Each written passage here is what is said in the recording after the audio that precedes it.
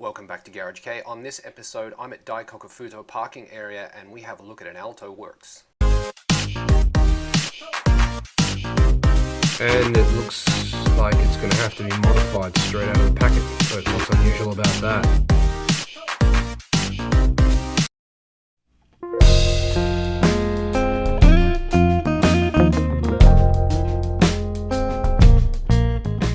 Now, this Alto is what's known as an H-Chassis. I'm a lot more familiar with the C-Chassis because it shares the same engine as a Cappuccino, the F68 twin cam turbo.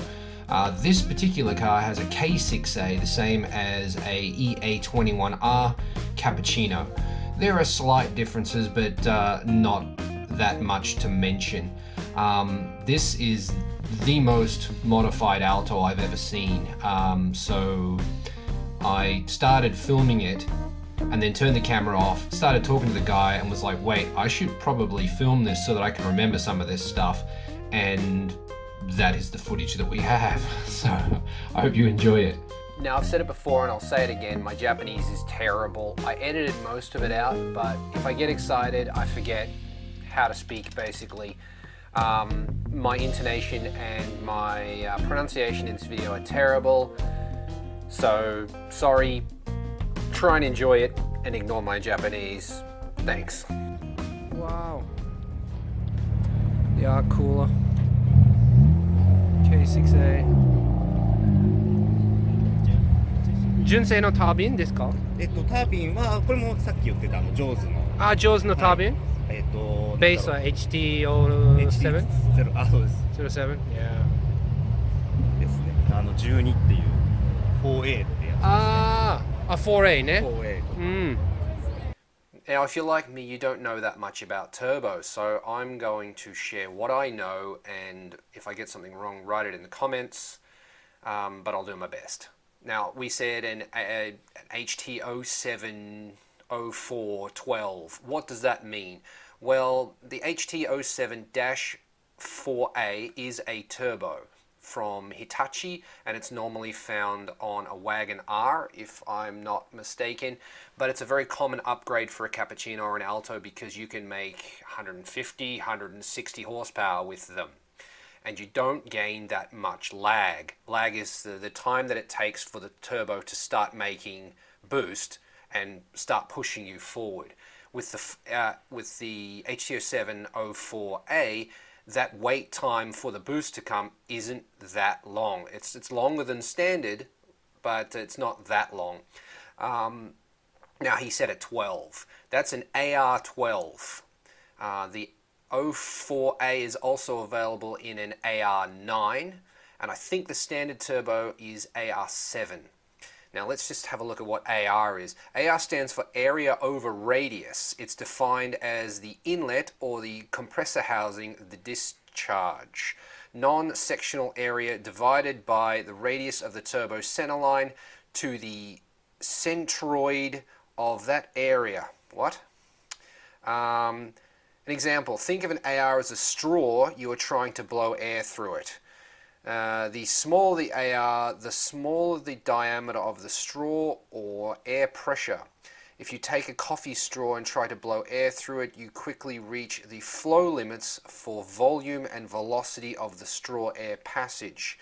You may have also noticed pressure in your cheeks as you are not able to get the air through the straw fast enough.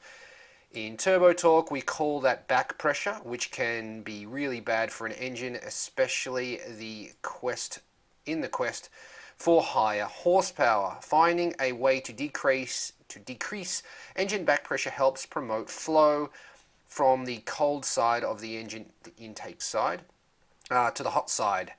More flow equals more horsepower. Now imagine the same example with a larger diameter straw. The straw's larger air pressure can flow more air and you are able to exhaust your breath easier without as much pressure, back pressure, in your cheeks. This is very similar to how an engine and turbo work together. The engine produces exhaust air that flows through the turbine housing and propels the wheel assembly. So selecting the right AR for your turbine housing is very critical to reaching the optimum performance for your build. That is from the Garrett website, garrettmotion.com. Check that out if you want to know more. I just read it. That's the first time I've ever heard of it explained like that. So an AR7 is going to create more back pressure than an AR12. What does that mean? With a higher AR, you have the potential to get more horsepower, but you sacrifice the low down power. The turbo will take longer to build boost, so you'll be slower off the line essentially, but you will have higher horsepower up in the higher rev ranges. Again, you can see that at the Garrett website. They have a graph here showing you the difference. Yeah, and that's all I'm going to talk about that because I don't really know that much about it, if I'm honest. あ、140馬力あります。キャプチーノのEA21R のカムシャフト入ってます。モンスターの。はい。It's AR12 Turbo, HT07。すごい。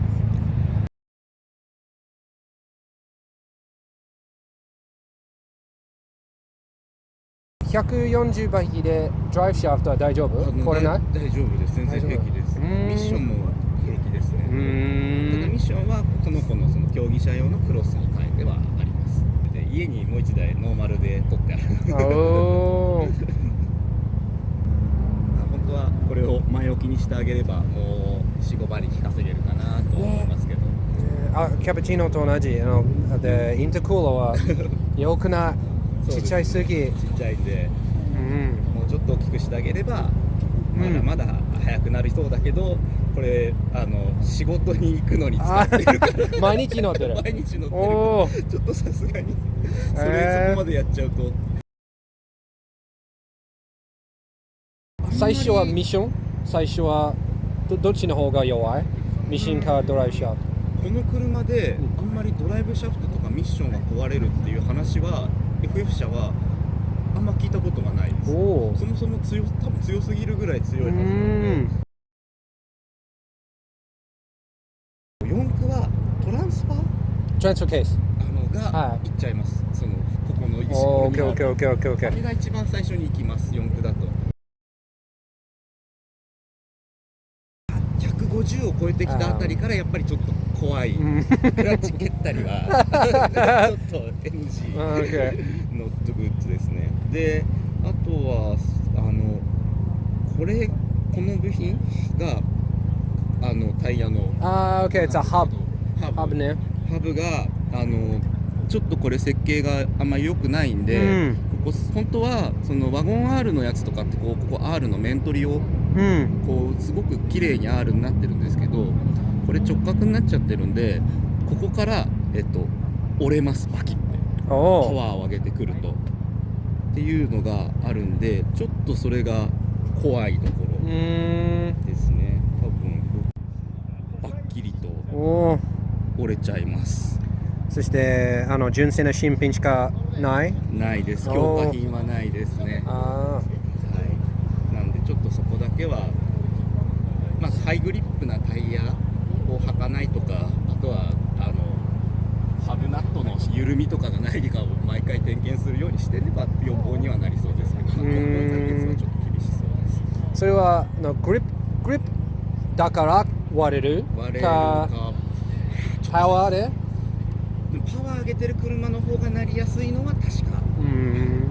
ミッション系はそんなにこの車で心配することはなくて、どっちかというとボディが錆びて穴開いちゃう。なんだろうで、スプリングマウント、後ろのスプリングマウント。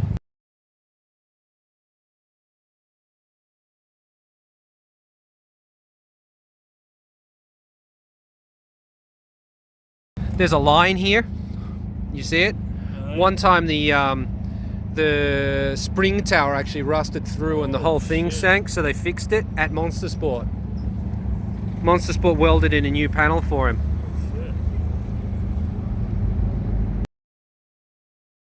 アルトの、ノーマルのこの形の普通のワークスじゃないアルトのナックルを使ってあげるとボルトピッチが広がるんで、そうすると K のキャリパーがつきます。 HB21S?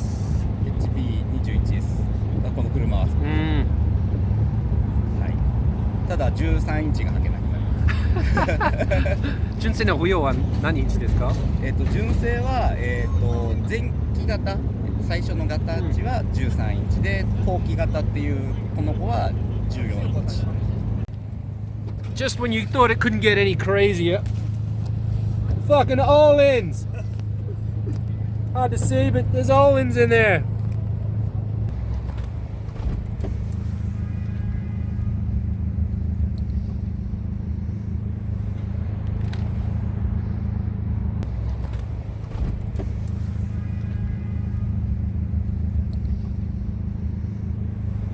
That's it for this episode. Thank you very much for watching. If you enjoyed it, hit the like button. If you'd like to see more of what I do, hit the subscribe button so you don't miss anything.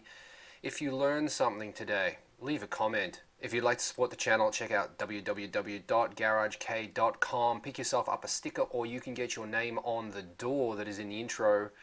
Yeah, do that. Do all the things. I'll see you in the next episode. Later.